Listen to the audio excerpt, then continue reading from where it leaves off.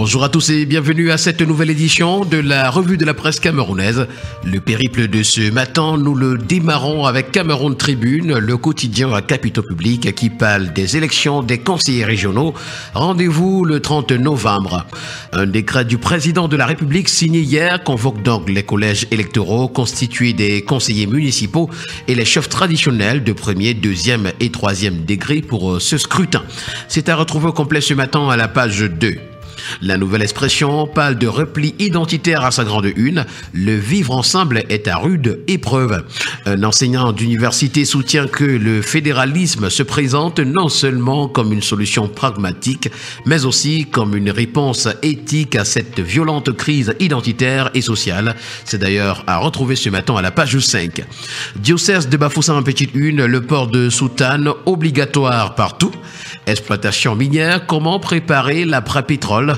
Coupe du Monde 2024, Maxime Choupo-Moting de retour en sélection et puis fin des dictateurs, Sani Abacha mort au pouvoir.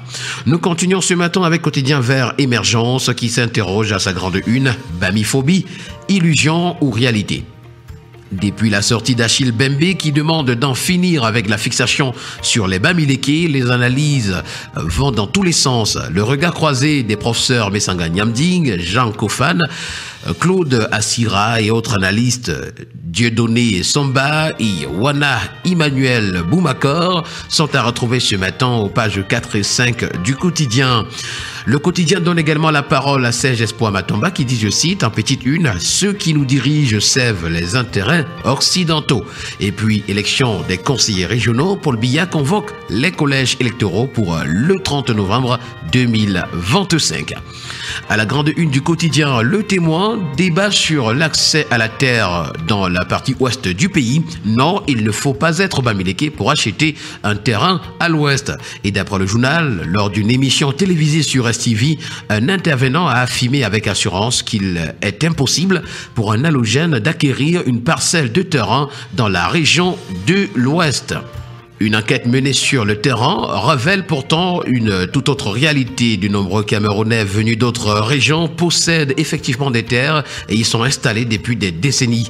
Le décryptage du quotidien d'information générale, Le Témoin, est à retrouver ce matin en parcourant ses colonnes. Nous continuons ce matin avec le quotidien bleu d'Amalmana Le Jour qui s'intéresse à la région du sud-ouest où les recettes douanières ont été multipliées par 20 en 5 ans seulement.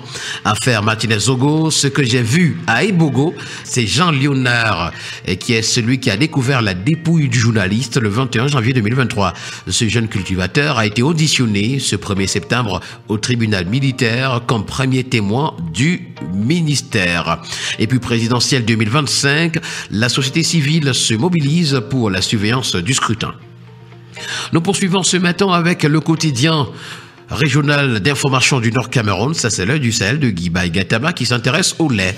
Et les vaches importées font passer la production de 20 à 35 litres par jour d'après le journal. L'information complète à retrouver à la page 9.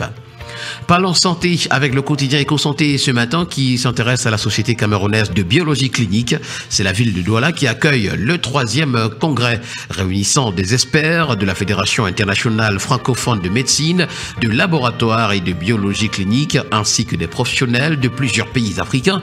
Ce congrès vise à renforcer la coopération et le rayonnement du Cameroun dans la discipline tout en consolidant le rôle essentiel de la biologie clinique dans l'écosystème de la santé au Cameroun.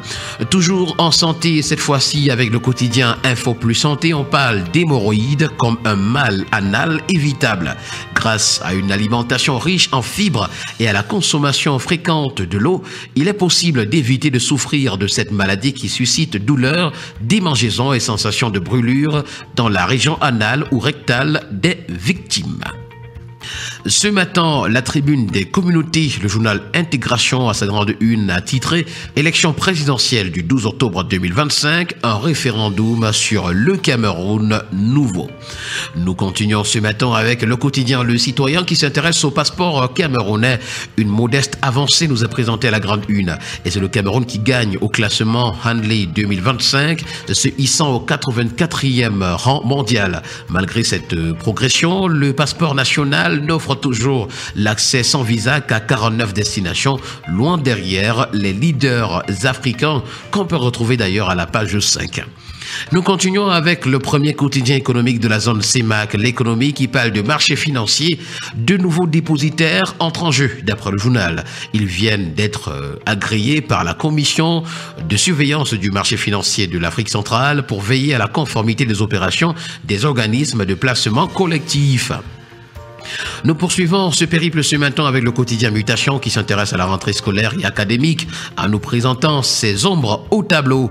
Le non-paiement de la dette due aux enseignants, la non-organisation du forum de l'éducation, le mépris attribué au gouvernement à l'égard de la fonction enseignante sont entre autres à la base des préavis de grève successivement lancés aussi bien dans le secondaire que le supérieur. C'est une information à retrouver ce matin à la page 9. Nous continuons avec le bi-hebdomadaire Génération Libre qui parle de course internationale VTT à Bagoufit. C'est Célestine Ketia-Cortez en sa qualité de représentante qui a lancé la première édition le 30 août 2025. Et nous allons terminer avec la présidentielle de 2025 affichée à la grande une du quotidien Le Messager. L'insulte historique de la France, c'est le titre qui est présenté. Et selon le cinéaste Jean-Pierre Bécolo, un ambassadeur français qui annonce la candidature d'un président camerounais dont le mandat le conduirait jusqu'à ses 100 ans et la preuve d'une souveraineté confisquée et d'un avenir verrouillé par un passé colonial qui se perpétue. C'est l'information à retrouver au complet à la page 9. Voilà qui a permis de mettre un terme à cette autre sortie de la revue de la presse camerounaise. Merci à tous et au plaisir de vous retrouver demain pour une autre édition.